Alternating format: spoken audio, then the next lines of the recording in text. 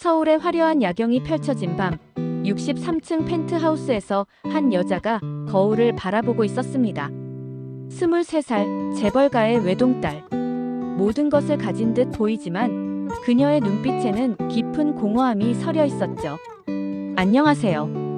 제 이름은 사실 중요하지 않을 것 같아요. 저는 국내 5대 재벌가의 외동딸이었습니다. 태어날 때부터 모든 것이 준비되어 있었죠. 최고의 교육, 최고의 환경, 그리고 최고라고 여겨지는 남자와의 결혼까지요. 매일 아침 일어나면 300평 펜트하우스 전체를 비추는 햇살을 받으며 명품으로 가득한 드레스룸에서 하루를 시작했어요. 하지만 그 화려함 속에서 저는 점점 작아져만 갔습니다. 제가 원하는 건 아무도 묻지 않았거든요. 23번째 생일이 지나고 부모님은 말씀하셨어요. 이제 내가 선택할 때가 왔구나. 우리 집안과 어울리는 사람을 고르렴.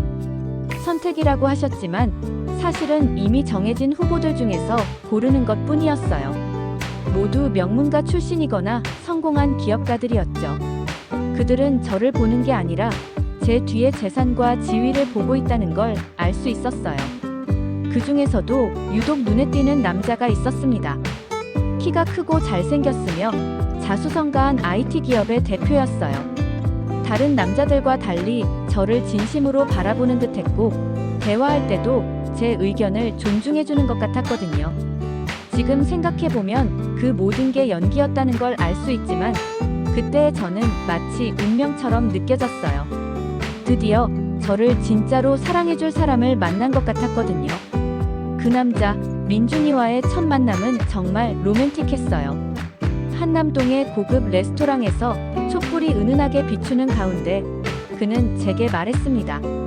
저는 당신의 집안 배경보다는 당신 자신에게 관심이 있어요.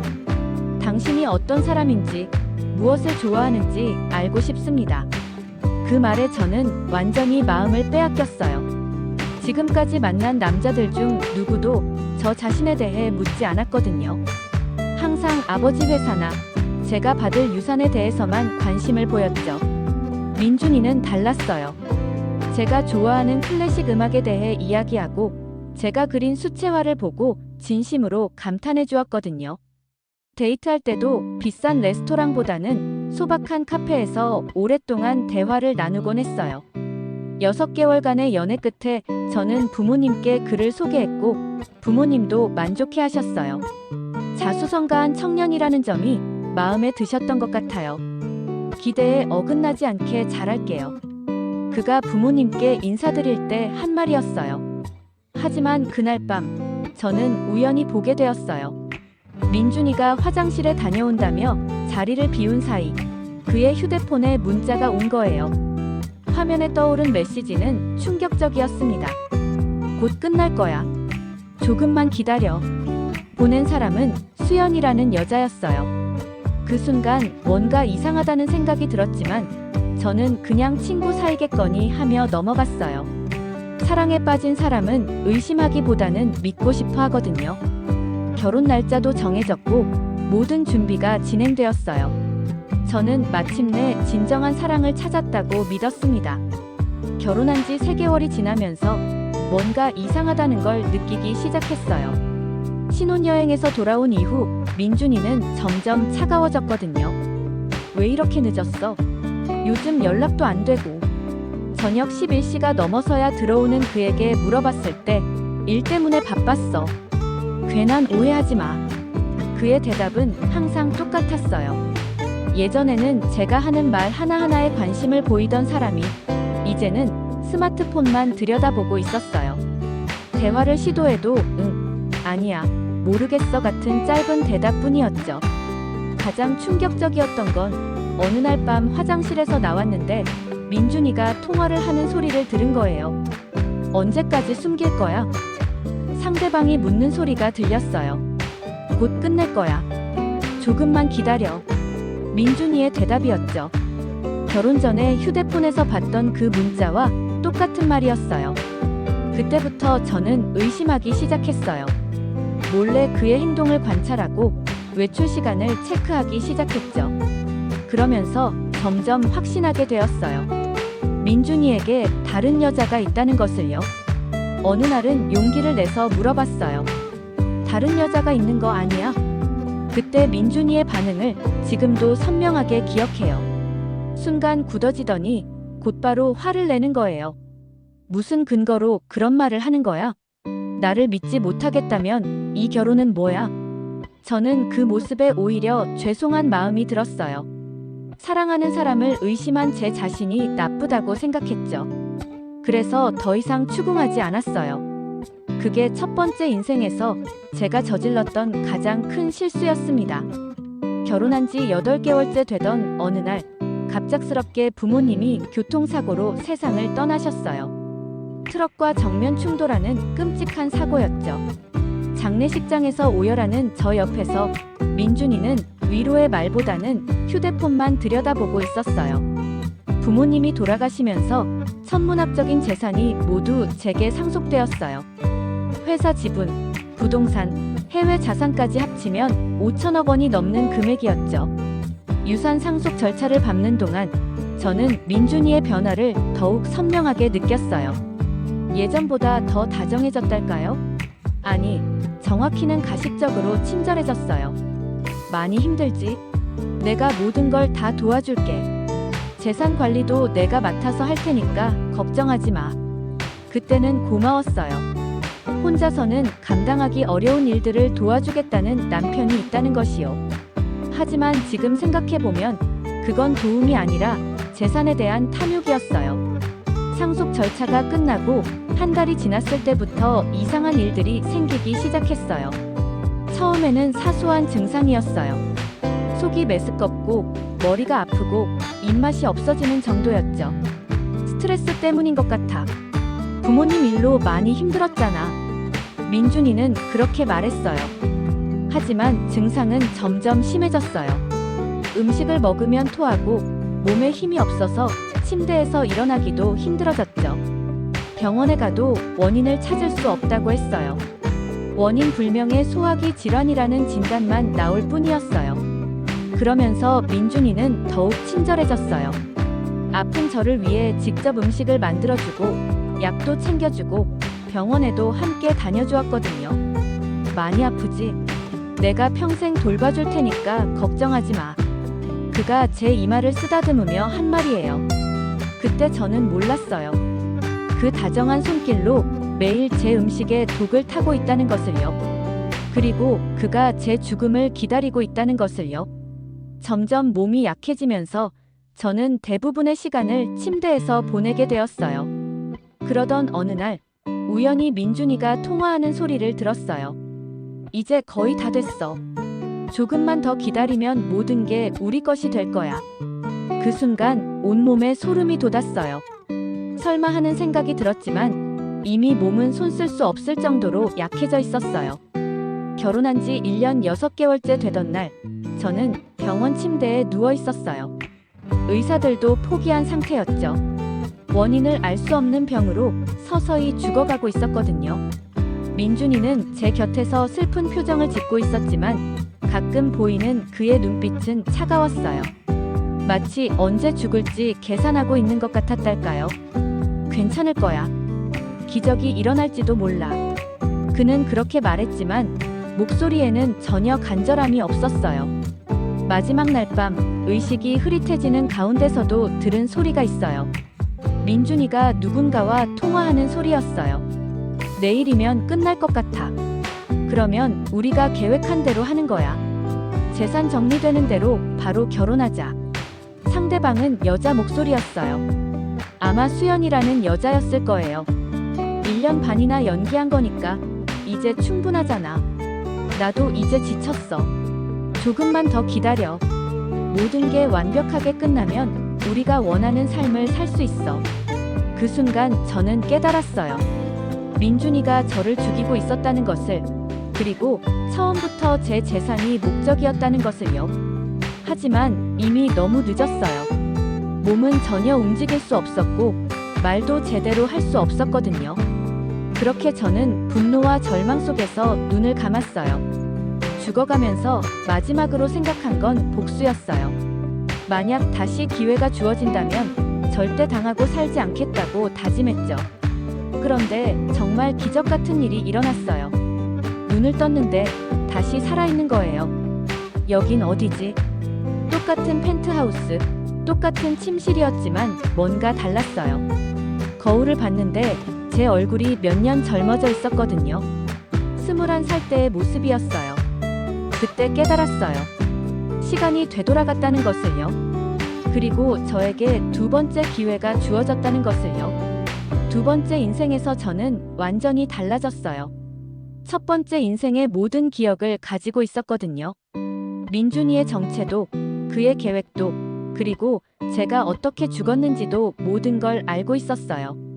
이번에는 절대 당하고 살지 않기로 다짐했어요. 오히려 그들을 완벽하게 무너뜨리기로 결심했죠. 우선 민준이가 접근하기 전에 제가 먼저 움직였어요. 첫 번째 인생에서는 부모님이 정해준 남자들 중에서 선택했지만 이번에는 제가 직접 더 좋은 남자를 찾았어요. 그의 이름은 서준이었어요. 민준이보다 더 잘생기고 더 부유하고 더 영향력 있는 남자였죠. 무엇보다 저에게 진심으로 관심을 보이는 사람이었어요. 한남동의 고급 레스토랑에서 서준이와 첫 만남을 가졌을 때 민준이가 우연히 같은 식당에 있는 걸 봤어요. 제가 다른 남자와 데이트하는 모습을 보고 충격받은 표정을 짓더라고요. 이번엔 당신을 선택할게요. 서준이에게 한 말이에요. 후회하지 않을 거예요. 서준이의 대답이었죠. 멀리서 지켜보던 민준이의 얼굴이 일그러지는 게 보였어요. 아마 계획이 틀어졌다는 걸 깨달았을 거예요. 하지만 저의 진짜 복수는 이제부터였어요. 저는 사설 탐정을 고용했어요. 민준이와 수연이의 모든 것을 조사하라고 했죠. 그들의 불륜 관계는 물론이고 민준이의 사업상 비리, 탈세, 그리고 다른 여자들과의 관계까지 모든 것을요. 완벽한 증거를 수집해주세요. 법정에서도 통용될 수 있을 만큼 확실한 증거로요. 탐정은 2개월 만에 놀라운 결과를 가져왔어요. 민준이의 회사는 실제로는 허상이었고 투자자들을 속여서 돈을 빼돌리고 있었던 거예요. 수연이와의 불륜도 4년 전부터 시작된 것이었고 심지어 다른 여자들도 몇 명 더 있었어요. 가장 충격적인 건 민준이가 이미 다른 부유한 여자들을 상대로 똑같은 수법을 쓴 전과가 있다는 거였어요. 저는 그의 세 번째 타겟이었던 거죠. 이 정도면 충분합니다. 저는 탐정에게 말했어요. 이제 계획을 실행에 옮길 시간이군요. 서준이는 제 계획을 듣고 처음에는 말렸어요. 그냥 신고하면 되지 않을까요?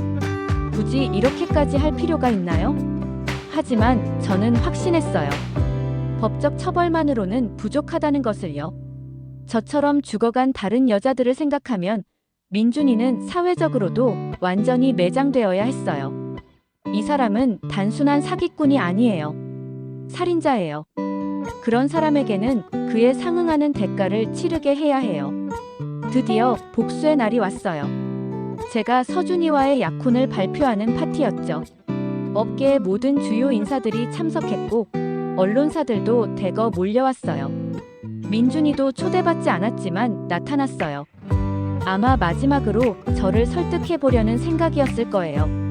파티가 한창 진행되고 있을 때 저는 마이크를 잡고 무대에 올라갔어요. 오늘 이 자리에 모여주신 모든 분들께 감사드립니다. 제 약혼 소식을 축하해주러 와주셨는데 그 전에 여러분들께 보여드리고 싶은 것이 있어요. 그때 대형 스크린에 영상이 나오기 시작했어요. 민준이와 수연이의 불륜 장면, 민준이가 투자자들을 속이는 장면, 그리고 다른 여자들과의 관계까지 모든 것이 적나라하게 공개되었죠. 참석자들은 충격에 빠졌어요. 특히 민준이의 투자자들과 비즈니스 파트너들은 분노에 차서 그를 째려보기 시작했어요. 하지만 그것도 시작에 불과했어요. 두 번째 영상에서는 민준이가 첫 번째 인생에서 저를 독살하는 과정이 자세히 나왔어요. 물론 이건 재현 영상이었지만 탐정이 수집한 증거들과 함께 제시되니 설득력이 있었죠. 이 남자는 저를 포함해 최소 3명의 여자를 죽인 연쇄살인범입니다. 민준이는 무대 아래에서 완전히 창백해져서 서 있었어요. 제발, 한 번만 기회를 줘. 다시 시작할 수 있어. 그가 제게 달려와서 애원했어요. 그때 저는 그에게 말했어요. 한 번은 내가 나를 죽였고, 두 번째는 내가 널 끝냈어. 이제 정말로 끝이야. 경찰이 도착해서 민준이를 체포해 갔어요. 수연이도 공범으로 함께 잡혀갔죠. 그리고 그들의 모든 비리가 언론에 대대적으로 보도되었어요. 민준이는 사기죄, 횡령죄, 살인 미수 등으로 15년형을 선고받았어요. 수연이도 공범으로 5년형을 받았죠. 그들이 빼돌린 돈은 모두 피해자들에게 돌려졌고 회사는 파산했어요. 하지만 가장 큰 처벌은 따로 있었어요. 민준이는 감옥에 가기 전에 이미 사회적으로 완전히 매장되었거든요. 그의 모든 인맥이 등을 돌렸고 출소 후에도 정상적인 사회생활은 불가능해졌어요. 복수를 마친 후 저는 서준이와 정말로 결혼했어요. 이번에는 진짜 사랑에 기반한 결혼이었죠. 서준이는 제 과거도 복수 계획도 모든 것을 알고도 저를 받아들여 주었어요. 과거는 과거예요. 중요한 건 우리의 미래잖아요. 결혼식은 바닷가에서 소박하게 치렀어요. 화려한 파티 대신 정말 소중한 사람들만 초대해서 따뜻하게 말이죠. 그날 저는 처음으로 진정한 행복을 느꼈어요. 첫 번째 인생에서는 모든 것을 빼앗겼지만 두 번째 인생에서는 모든 것을 되찾았어요. 사랑도, 행복도, 그리고 존엄성도요. 지금 저는 서준이와 함께 아이를 기다리고 있어요. 이번에는 정말로 제가 원하는 삶을 살고 있죠. 가끔 민준이를 떠올릴 때가 있어요. 감옥에서 어떻게 지내고 있을까, 후회하고 있을까. 하지만 오래 생각하지는 않아요. 그는 이미 제 인생에서 완전히 사라진 사람이거든요. 제가 두 번째 기회를 얻은 이유가 복수 때문만은 아니었다고 생각해요. 진정한 사랑을 찾기 위해서, 그리고 제가 정말로 원하는 행복한 삶을 살기 위해서였던 것 같아요. 탐욕으로 얻은 사랑은 오래가지 못합니다. 하지만 진심으로 얻은 사랑은 두 번의 산조차 갈라놓을 수 없어요.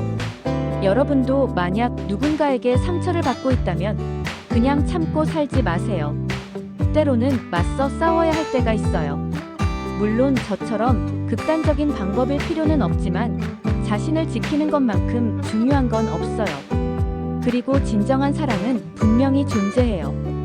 포기하지 마시고 계속 찾아보세요. 저처럼 두 번째 기회가 주어질 수도 있으니까요. 오늘 제 이야기가 여러분에게 조금이나마 도움이 되었기를 바라며 여기서 마치겠습니다. 감사합니다.